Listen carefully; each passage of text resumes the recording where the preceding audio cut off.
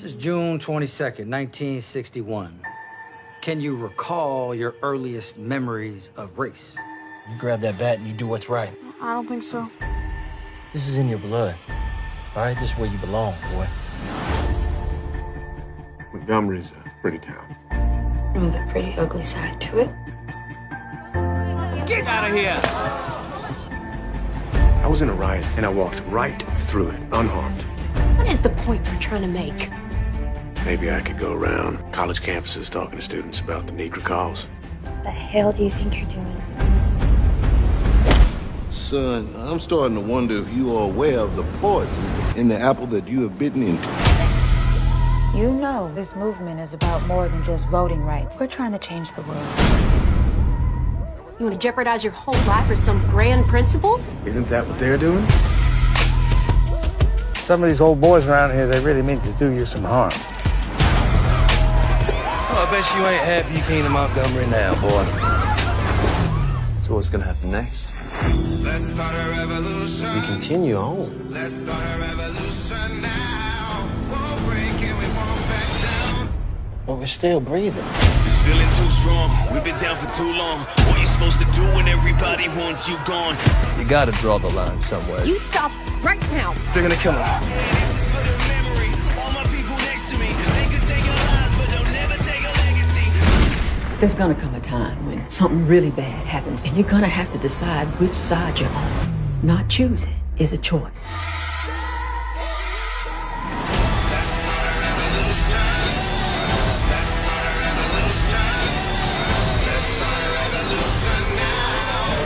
We hold the moral high ground. Ain't you supposed to be nonviolent now? I'm having a real big problem with that right now.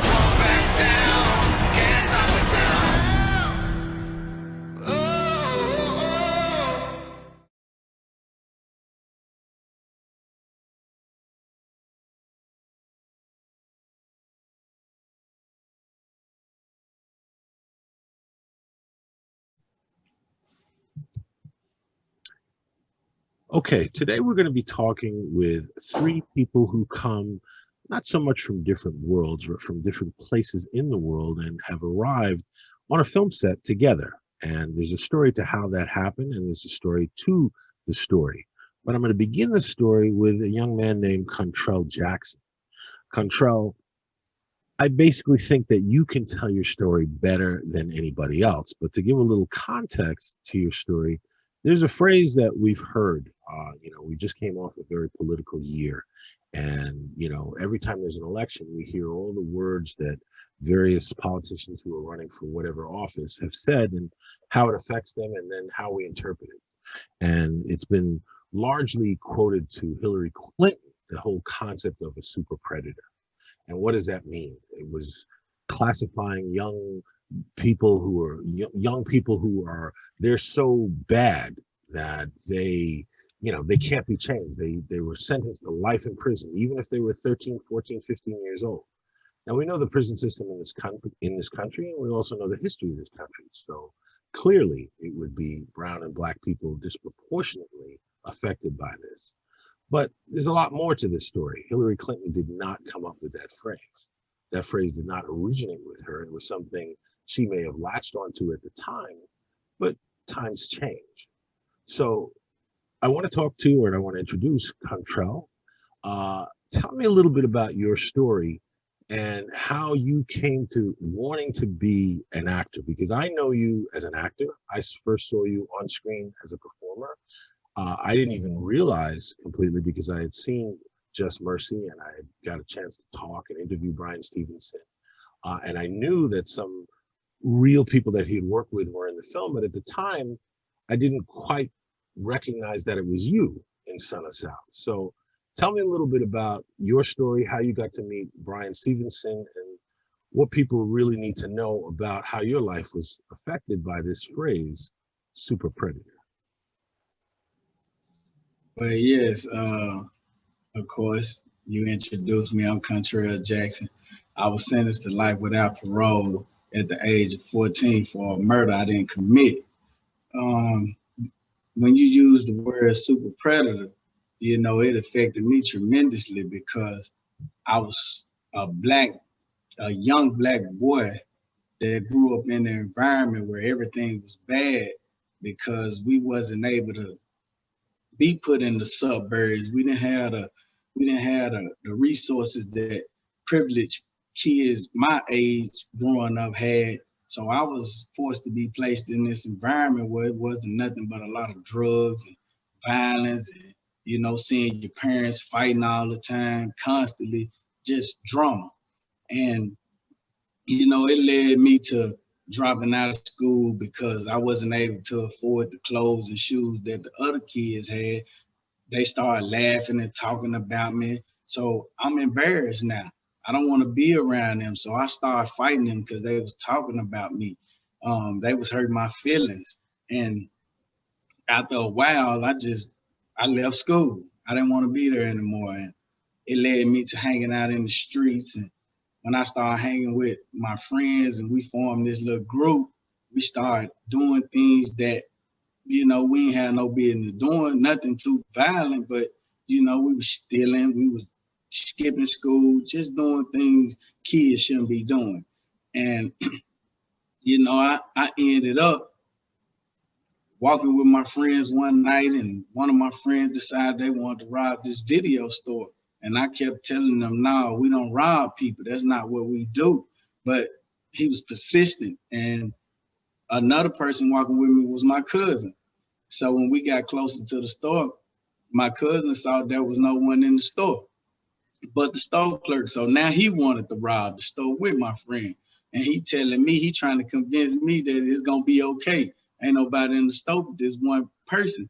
And I'm like, nah, that ain't what we do. But growing up in my environment, we was always taught to have family back regardless. I didn't tell him no and I didn't tell him yeah. But in the back of my mind, I wasn't gonna let nobody walk up on my cousin while they're in there doing something they ain't got no business doing. Make a long story short, they go in the store, they walking around. So in my mind, I'm thinking they gonna chicken out, and they didn't. My homeboy, he pulled a gun on the store clerk, and I opened the door. I stepped 1 foot in the store, and I said, man, I thought y'all was just playing. I honestly believe that my voice scared my friend, and he pulled the trigger because his finger was already on the trigger. So when I opened the door and said, I thought y'all was just playing, boom, you know, and I was just froze. So we ran to my house. I didn't have anything to do with this robbery, with this murder, but I still ended up getting life without parole. But that's because of that theory that we are super predators. You know, they saw me as a young black male that was a threat, that was unchangeable, that was horrible, just a bad person. And at 14 years old, I got sentenced to life without parole in prison. I was sentenced to die as a kid in prison for something I didn't even do. And I gotta ask you a question here before, because I want to hear the rest of the story, but I have to ask you, it makes me wonder, at any point, you know, as you tell me this story and when we get to Nicole, you know, she heard your story, but did you get a chance at all? I mean, there was a story, a narrative going on about you, who you were, what you were, before you ever entered that court. Did you ever get a chance to tell your story? And if you did, what did people say to what you had to say? I mean, I don't really think I ever got a chance to tell my story. To tell you the truth, man, I come from an environment where I didn't have anyone like myself coming around speaking to kids like us. You know, I think we had Scruff McGruff, you know, the little dog that come into school. You know, we had that Smokey the Bear, but we didn't have no one with real life situations coming to talk to us that have changed. So I didn't know anything about change, really. I was just a product of my environment. I didn't know anything. That was the norm for us. You know, that wasn't something that we looked at that was abnormal. You know, we was used to it. We saw it every day. We grew up from birth all the way to I was 14, seeing the same thing constantly with family members, with friends. So it was normal for us. I never had anyone, because if I had someone that just asked me, Kuntrell, what's wrong? What's going on? You know, how can I help you? They would have knew all I wanted was my daddy. You know, I never had a daddy. I never knew him growing up. And when my mama finally showed me and my sister who our daddy was, I think we probably was like 10, 11 years old. I used to see my daddy more often now because I know his car. And I used to wonder, like, why my daddy don't want me? Like, what I ever did to my daddy to make him not want to be in my life. So that used to pain me. And that's a big reason why I started hanging with the group I started hanging with, because they hanging with them took my mind off of him. I mean, it didn't fill the gap of him not being there, but it made me think of him less, think about him less, you know. But no one never came talk to me, asked me what was going on with me, how could they help me, because they would have knew I just want my dad. So I never had that. I never saw it ever growing up.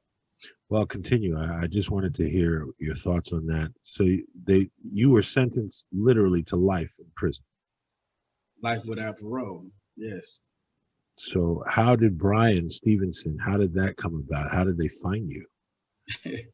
Yeah, man, I had been locked up maybe 6 years. So I was getting all these letters from this prison human rights watch people, and I'm studied throwing these letters away because these people constantly saying, I want you to tell me your story so I can put it in my book, or so I can say this about it or use it for this. And I used to be like, man, these people ain't talking about nothing. They ain't trying to help me. They don't care nothing about me. They just want to put my story in their book. So I kept throwing their letters away. So one day I'm sitting on my bed and I'm talking to one of my friends inside of prison. And the guard, she come through and pass the mail out.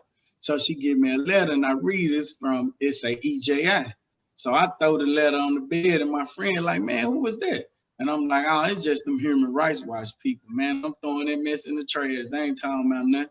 And he was like, man, you should read your mail, man. Them folks took time out to write you. And I'm like, I ain't reading that trash.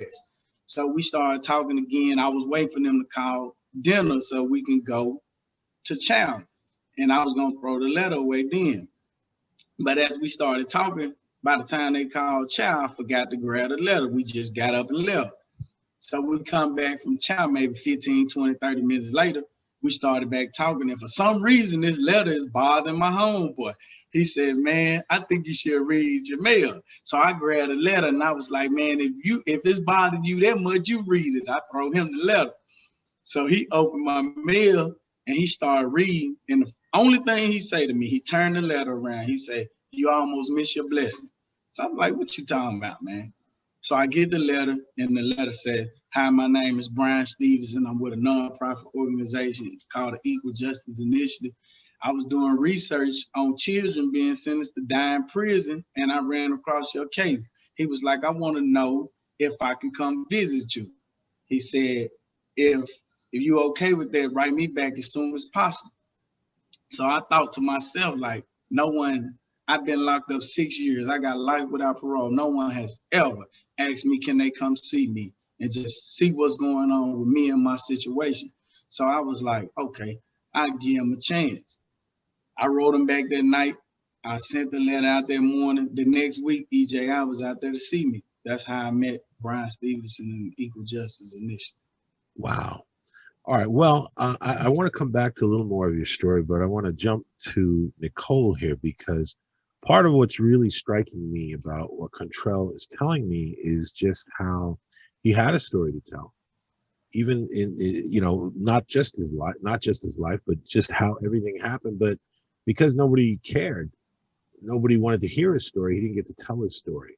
But once he was out, once he, you know, got to make contact with Brian, you got to hear his story. So I want to know from you, as an actress, Nicole, when did you first, you know, fall in love with storytelling? When did you know you wanted to be a storyteller? Maybe you want to say anything about the power of story. And then what did hearing Kuntrell's story do to you? I'm very blessed in that I always knew that I wanted to be an actress. I literally was in kindergarten and was put on stage to play the fire in Rumpelstiltskin. And I got a round of applause from the parents. And I was like, this is it. Also, Casablanca. I saw Casablanca and I went, whatever she's doing, I want to do that. you know, the costumes, the Rick, everything, you know. So I always knew it, and I never doubted it. There was never a plan B for me, and my parents, bless them, they really supported me. So I started acting when I was maybe 9 years old, 10 years old. I started doing TV in Germany, where I was born, and you know, and then went to different countries. So I met Kuntrell actually at the National Museum for Peace and Justice. And it was my first day in Montgomery. I was about to start. I had a costume fitting that day. I think the next day was my first day on the set or something. And I thought, let me go to the museums. I heard about the Lynching Museum, which is just like, just saying the word just gives me a knot in my stomach. And it is a very powerful experience. I went to the National Memorial. So as I walked through the memorial and you know, was reading about what's going on, of course I knew the history, but being there where it took place, you know, going to the place where Rosa Parks actually stepped into the bus, and I just wanted to soak it all in, to be in it. After that day that I spent alone at the museum, my heart was really heavy, and I went into the museum just to get a moment of rest. And I saw this door, and it was the cinema. So I just went, let me just sit inside the cinema and cry. You know, I just want to sit down and cry. And as I walked in, I saw that there was a film being shown. And I literally stepped in as it was starting, and it was a short film, about 10 minutes, about Kuntrell. And he tells this story there of how he was incarcerated for life without parole at the age of 14, which I could not even fathom that this could happen. Like, I come from Germany, it's justice is very different there. That could not happen in Germany. So that was shocking to me. And then I hear him talk about acting, and that it was acting that made him dream, and that made him survive and not break in prison, that made him dream, and that made him go on. And I heard it, and I was just sobbing. I went, somebody has to help this boy.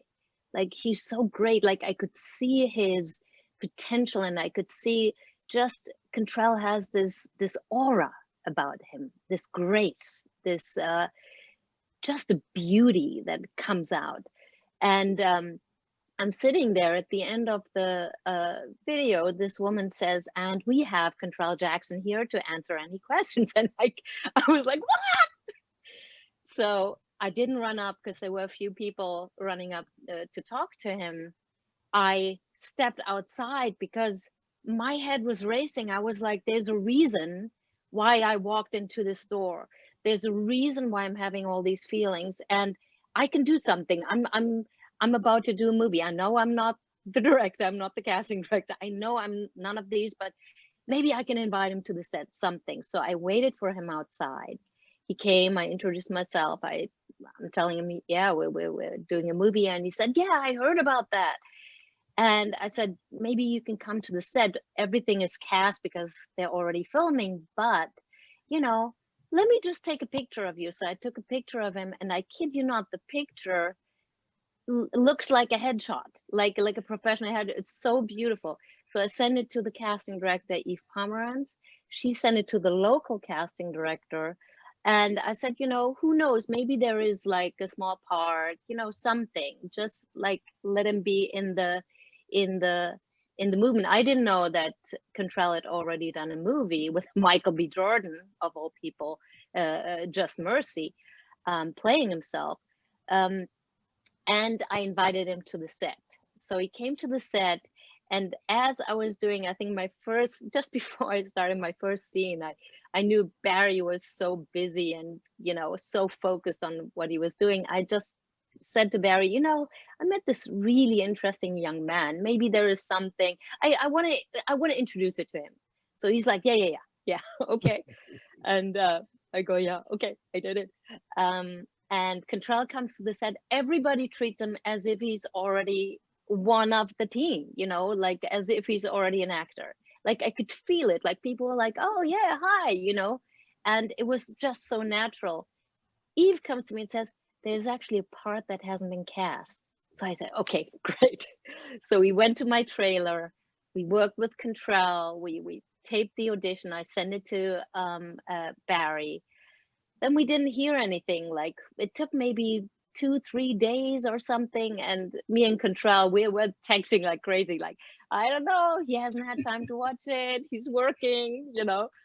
And then finally, I got the notice that Barry asked him to come to the set and audition for him in person, and that he got the part. And the part, I mean, I can't think of anybody who could have played this more authentically, with more emotion, with more like human, the whole human element. Everything was in there.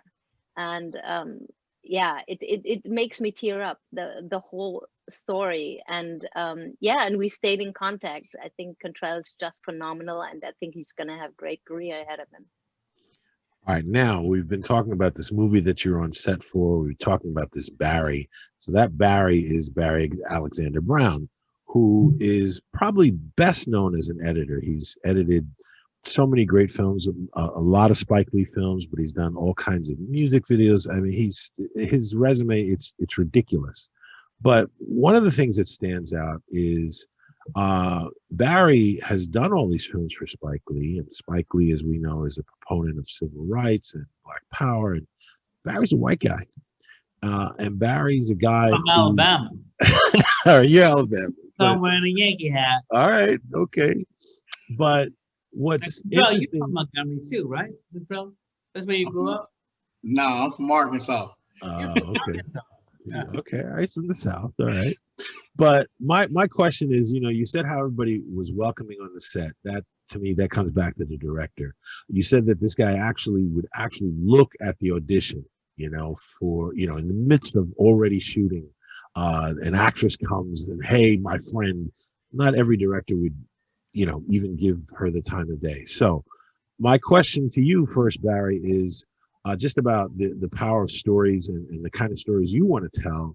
And you didn't cast Kuntrell because of his story, but you cast him because he would be helping you tell the story you were telling. So tell me just a little bit about your introduction, working with Kuntrell, and maybe knowing this story, what your thoughts are just about how different things can be depending on how we see the world. Well, really, I mean, I don't actually remember getting the video of the audition. I don't remember. I might have seen it. I don't remember.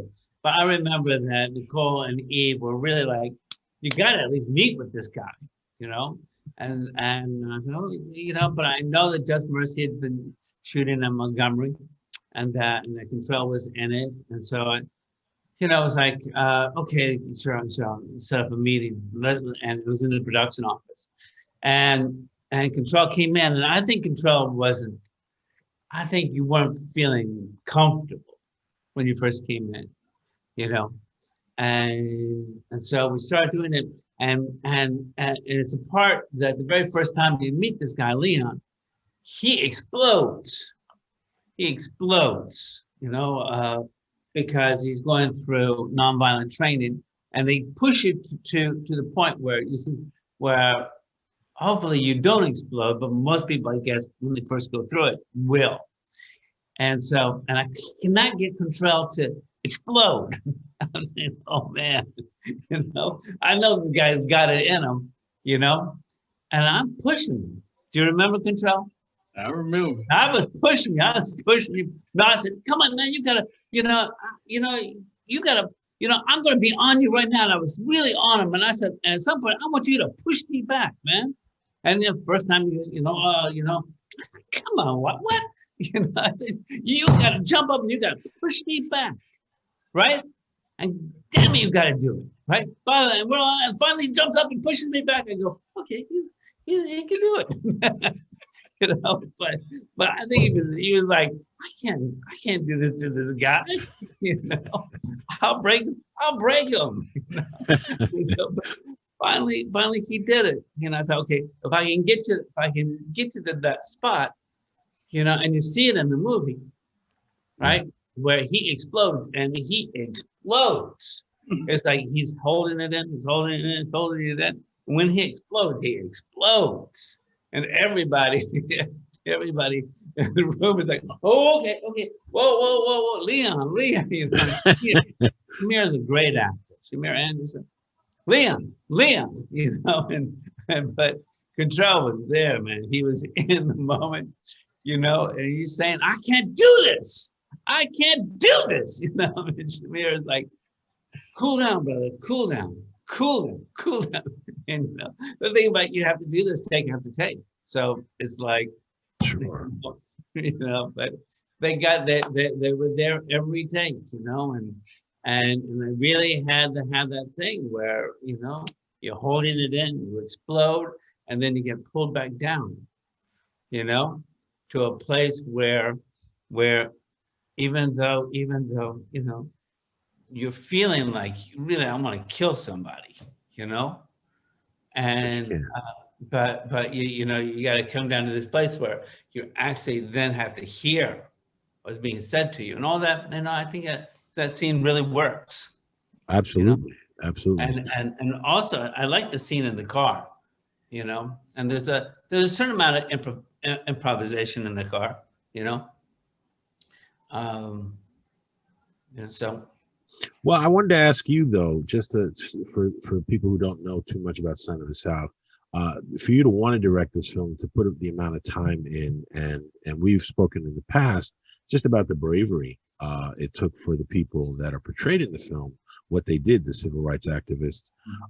I want to know what your thoughts are on just the power of knowing this history and how it might change people's perception of the past, of like what it took to just take for granted some of the things we do today.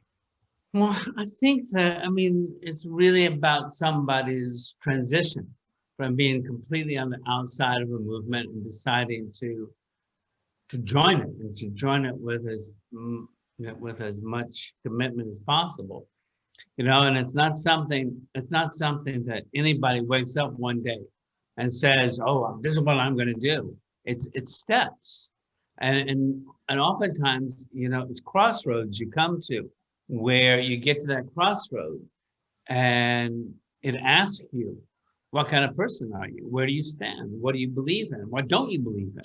What are you willing to do? And, you know, for somebody like Bob Zellner, who was a very rare person in Alabama in 1961, each challenge, in my opinion, he met with the right answer, which was, I got to do something. I can't turn a blind eye, because it's easy. It's easy to turn a blind eye.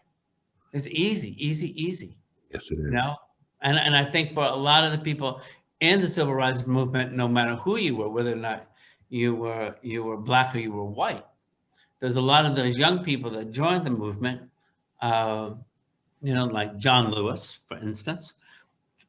You know, man, he grew up in Troy, Alabama. He grew up dirt poor. He was off in college. He didn't, you know, he could have said no. I got my life to live, right? I gotta. Absolutely. Why should I do this? Right. You know? This doesn't have to affect me. Doesn't have to, you know. And I don't think so. I don't think, for me, it's not a matter of it's just the case with this white guy, Bob Zellner. I mean, I think that this is the case for almost everybody there. I mean, maybe not completely, but you know. No, well, that's kind of how I see it.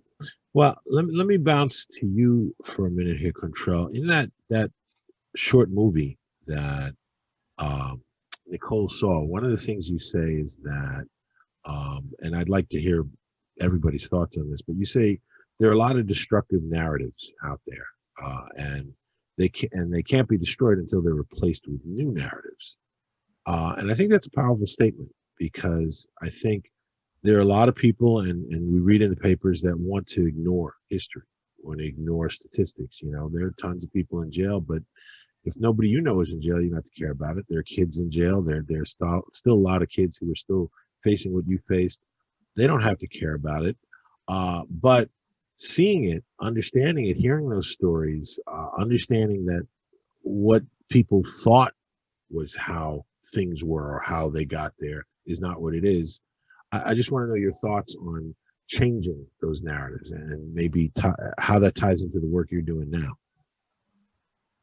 Yes.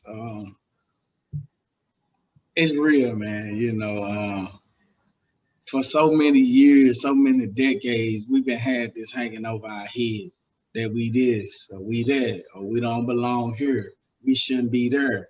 You know, we horrible. So it's like once we born, we already got this narrative over us that we're unworthy.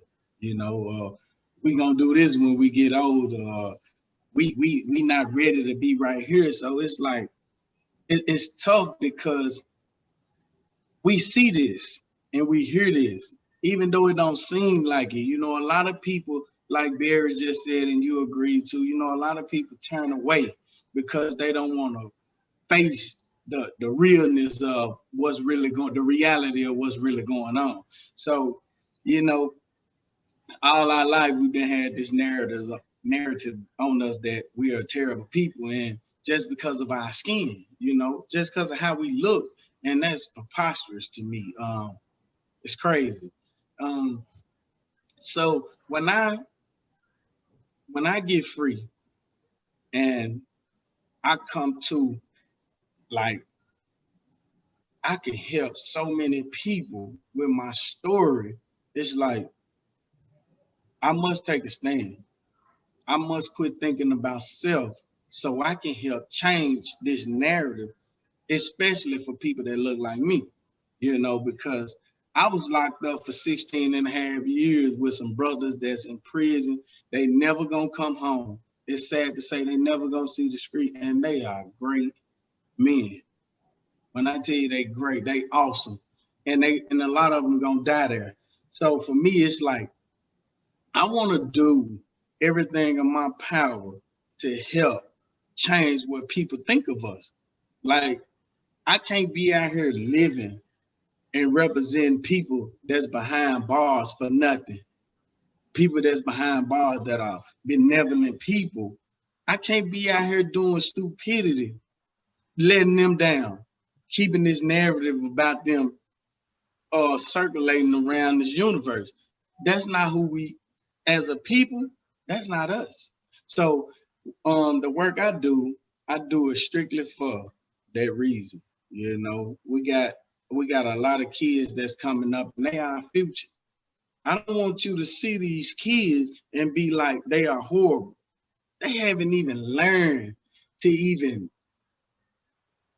have the mind frame to do something bad, but already you got this picture painted of them that they bad. So me, I want to do everything in my power to try to shift that before these kids grow up our future. And you know, you can hurt a child by letting them believe that they are bad people.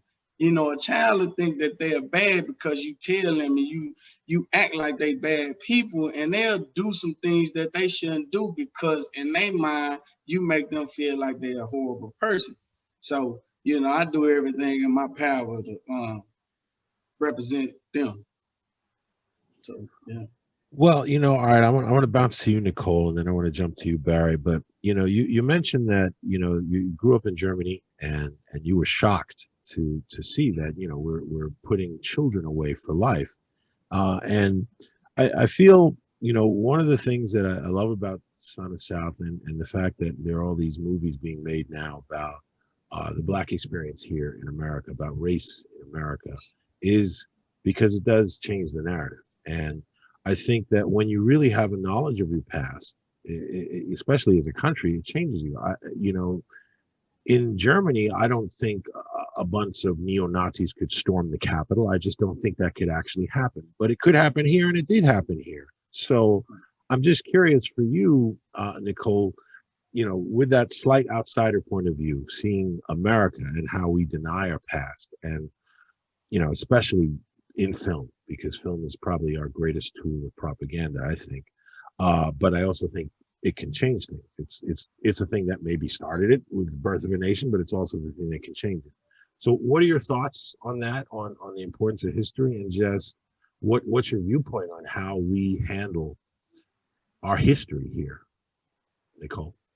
I grew up in Germany as a half German, half Iranian girl. So my dad is from Iran. So in Germany, I was sort of the Black person, you know.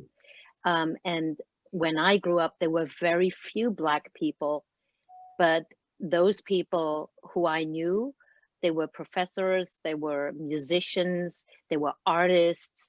So for me, I never had that bias that white Americans grow up with in this country. And I also did not understand it when I first came here. So one of my friends, an African-American girl who I met in Europe, we met in Switzerland at some retreat. We sort of fell out because she was saying to me, you don't understand the racism here. And I really did not understand it. So it took me a while to really understand the bias and observing how deeply rooted and how systemic the racism is in this country. It was a shock for me. And when I went to Alabama, it became crystal clear. The undertitle of one of the museums said from slavery to mass incarceration, and that for me says it all. Like basically, you take a whole nation's freedom, you make them slaves, then you free them. It's not real freedom if you don't give them the means to thrive. And this is still happening. So there is a different kind of slavery that is happening, mainly and most importantly, Black men, young Black men, who then go straight to prison. Basically, like Kuntrell stories. Growing up poor without a father. Oh, what's the option? Straight to prison. So what is that other than slavery? If you don't give people the same chances at thriving and creating a life that they can be proud of. So I think there is a lot of work to do in this country. And I even in Germany, I was always called the social Nikki. They called me the social Nikki because I was always concerned about social justice. And for a long time, that was a label that I was a little bit embarrassed about, but I feel injustice so deeply in my body, in my soul, that I always have to do something about it. And luckily, history is catching up. So social justice is finally starting to catch up. Everybody is on the bandwagon. It is great. Like history is on our side, and I think things can really change. Things can change now. I feel that there is no more. Well, there's no more denying in the intelligent parts of the country. I'm afraid to say there's unfortunately 50% in this country is still in the hinterlands. I don't know. You are what you're fed. So if you're fed lies, you believe the lies. It's brainwashing. This is true. Yeah, this is true. Well, Barry, let me ask you now. Nicole mentions being on the bandwagon. You've always been, in my opinion, making films that had something to say. I can't think of anything where you haven't done any frivolous work that I've seen. Even back in 1979, in The War at Home, which was nominated for an Academy Award, which you co-directed, social issues, civil rights, representation. Why does this stuff matter to you? You could be making any kind of movies you want. Why do you care about making these movies? Why people who do these kind of things? Why not make a Spider-Man movie? I wouldn't mind making a Spider-Man movie. I really would. I really, really would. No, it's not that. It's just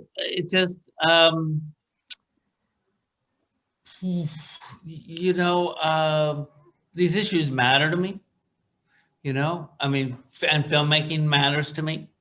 And, I think in many ways I've been blessed, to be able to work on so many movies that have something to say and say it well and do it, in a cinematic way. I mean, not every movie that I've ever worked on does, but many of them, as you say, do. I mean, one of the things is,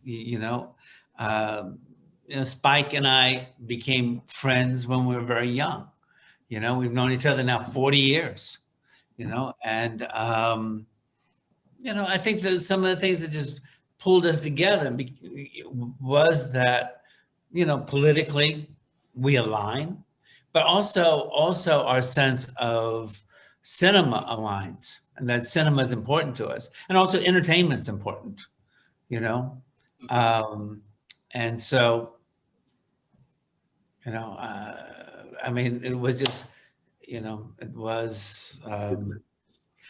it's been easy to work together, and he's driven very much by wanting movies that say something, I mean, every once in a while he does to a movie like Inside Man. I mean, sure. Inside Man probably doesn't really have a lot to say. That's sure. True,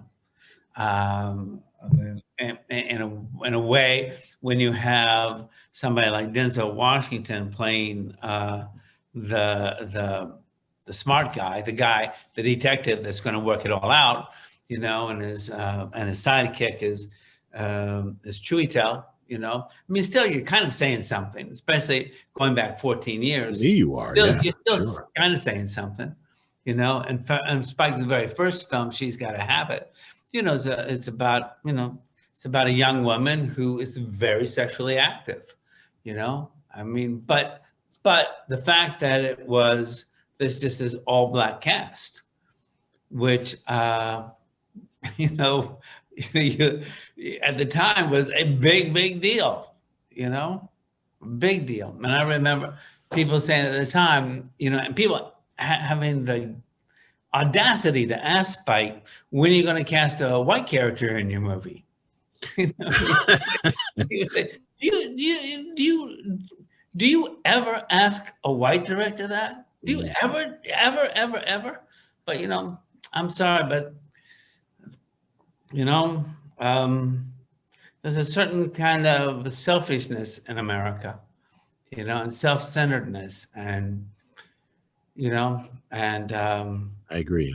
I call it, white people don't see themselves there. It's like, how come you didn't put me in there? Or if you want to level the field in colleges or other places, it's like, well, wait a second, that's not fair. Well, it's not been fair for a very long time. You're right. It ain't been fair. It's not been fair. So now, but you got to level the playing ground because everybody benefits. Well, I agree. We're not in separate places. We're not in separate boats. We're in one big boat, and that boat, if it keeps taking in water, eventually you're going to sink. Everybody's going to go down. Except for the people that are rich enough to own the lifeboats. Right, exactly. I've seen that movie too, right? Well, I want to thank you all for being here. I guess my last question for everybody a little bit here is, I feel like the, identity is something, I think America as a country has an identity problem. I think that there's the American dream, which is very different depending on who you are. And then there's this dream of America. We have a song home of the brave, land of the free. I mean, that's is probably the antithesis to everything this country was built on. So I just wanted to know your thoughts. And I'll start with you, Kuntrell, then I'd like to hear from Nicole and Barry, just on America's identity and what role do you feel, because you chose, you wanted to be an actor. You said this is what you wanted to do. You wanted to tell stories, basically, or help in telling stories. So what do you feel the role of storytelling will be in changing how America sees itself? I honestly feel like a storyteller is the most powerful person in the world. If you tell a story, people will listen. They'll watch. So if you tell the right story, you'll get the right message out. So I always believe that the storyteller is the most powerful people on earth. And, I always wanted to be an actor coming way back from New Jack City. Not the drugs, not the killing, not nothing like that. But I told you I was poor growing up. So when I saw how Nino Brown got rich and he was giving out turkeys for Thanksgiving, he used to get the kids money, like that caught my attention when I was little. I'm a little naive little boy, I don't know too much, but I see that he helping the less fortunate. And in my mind, I wanted to be Nino. I wanted to be the one who helped everybody. I just wanted to help. So that's how I wanted to be an actor, how I wanted to act. Watching Nino Brown in New Jack City, I wanted to be Nino Brown minus the drugs, minus the killing, all other crazy stuff. But I wanted to be the one who people can feel like, hey, Kuntrell gonna help us. Don't even worry about it, it's okay.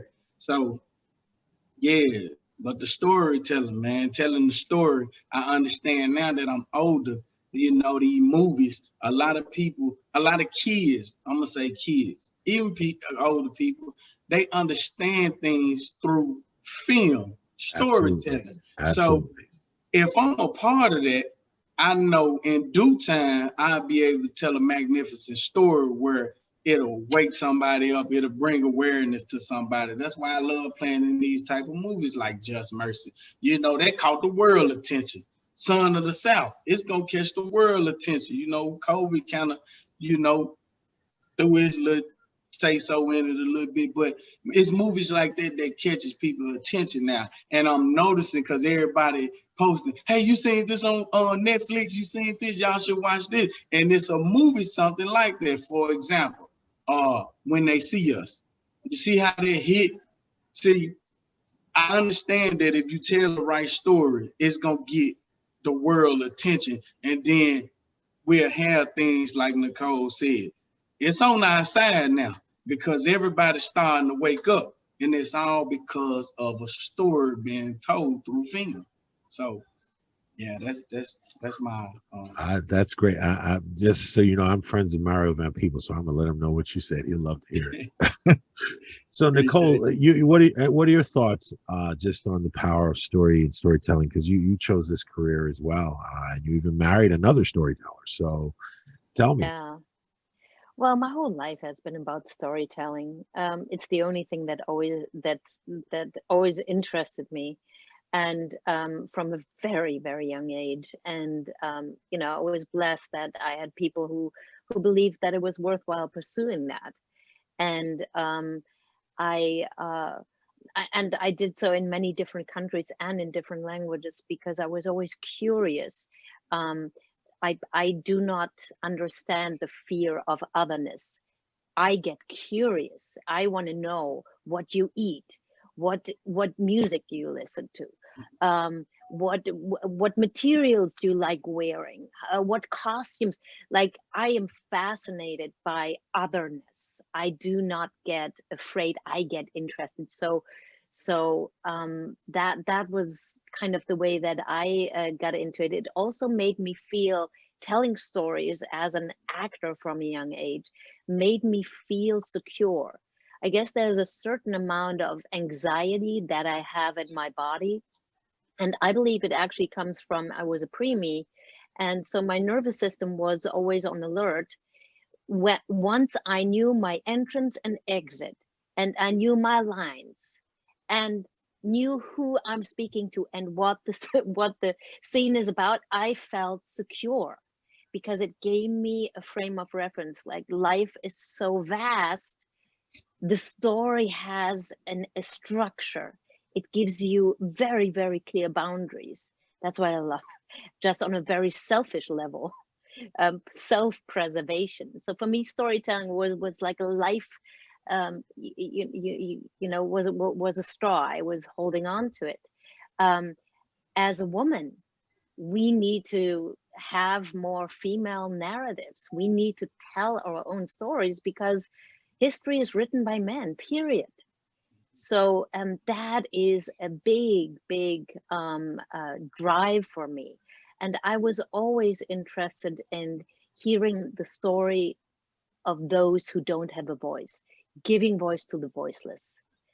It's always interested me, and is something that I believe in. And when you, as an actor, what I feel in theater more so, because you're directly in contact with the audience, there is a communion happening. It's almost like being in church. Like, for me, being on stage is like being in church, and even in front of the camera. That it's a different medium, and it's almost a different profession, I would say. You need different skills for both, and very few people can do both. And it is the most powerful tool for a change. Like, when we get together and we talk to our friends, what do we say? What did you see? Have you seen this? You know, like, these are the things that make the world go round. Yeah, so I hope I can do that until the day I die. I would be a happy person. Well, I can see why they cast you as fire in that first play. Okay. Well, Barry, I have to ask you, because, you know, you've been in Barry's church. So, Pastor Barry, you as a storyteller, and you've been telling stories for many, many years as an editor. I happen to think editors are kind of master storytellers, because I feel a film is actually directed 3 times. First time when the script's written, second time on the sketch, and the third time in the editing room, you literally can create a whole new movie. So what are your thoughts on the power of storytelling and why you do it? Well, I mean, I'm not so sure I'm so clear about why I do it. You know, I wish I had such a solid thing. You know, I'm listening to how powerful storytelling is and how important it is, you know, and I mean, I hope all that is really, really true. You know, but you know, it's what I'm drawn to do. You know, I grew up in the South, and it's a tradition of storytelling, you know, in the South, and I think I grew up with that and liked it, and also I was very much drawn to novels, and you know, and then from novels into movies. So I mean, yeah, I like storytelling, and I like a good story, you know. And you know, Nicole said something about telling your own stories. One of the few places I've ever taught, because I'm not really a very good teacher, you know, but I've gone to Uganda to teach at Maisha Mira Nair School, and they have a slogan there for East African filmmakers: if we won't tell our stories, who will? You know, and I very much believe in that, you know, and I think that you know, filmmaking, and I'm glad that filmmaking is becoming more accessible to more people, because more great talent will rise out of all over the world, you know, and you know, in a place like East Africa, Kenya, Tanzania, Uganda, Rwanda. I mean, there are stories to be told there that nobody else can tell but them. You know, I wouldn't presume to go in and say, well, I'm going to tell your story. because you know I would get like a basic thing, right? I wouldn't get the thing that's interesting, you know. And you know, and one of the reasons I made Son of the South was because that was a story I could tell. You know, I could tell the story of a white guy from Alabama who had to change. Because I mean, if you grow up white in Alabama, there's a point where you've got to question things, especially at the time that you know. I mean, I grew up in at least part of my youth was in the Old South, you know, the South that's depicted in that movie. And I know that place, and I could tell that story and bring you into it and make it real and make it meaningful and hopefully do something that will also inspire you, no matter where you're from, you know. And that's what I want people to leave the theater with. Is I wanted people to be inspired to do something, you know. Wow, great film. Can I say something? Oh, sure, Mike? please. Like I just want to say, Barry, I think this is exactly what you managed to do with the movie. It's a movie that is easy to watch because it also has some humorous moments. Those, you know, Southern humorous moments. The South is a funny place. But you know? I left, I mean, and I hope many people will, I left when I first saw it for the first time with a sense of hope, with a sense of wanting to do something. It wasn't like, whoa, it was terrible what happened. It was like, whoa, there's a movement, you know, that started then, and for a long time nothing happened. And now it's happening. So I think you brilliantly did exactly what you were hoping and to set out with the movie. Yeah, I mean, actually, I referred to the scene. One of my favorite scenes is a scene that Kuntrell's in. They're in a car, right? and they got Bob Zellner underneath this blanket. Because, hey, man, they're driving from Alabama into Mississippi. They cannot have a white cop see this white boy in a car, you know, in this car, you know, and he's, you know, and they're taking the chance to really poke fun at him, to laugh, and actually, you know, and Lucas plays it beautifully because he sees nothing funny in this at all.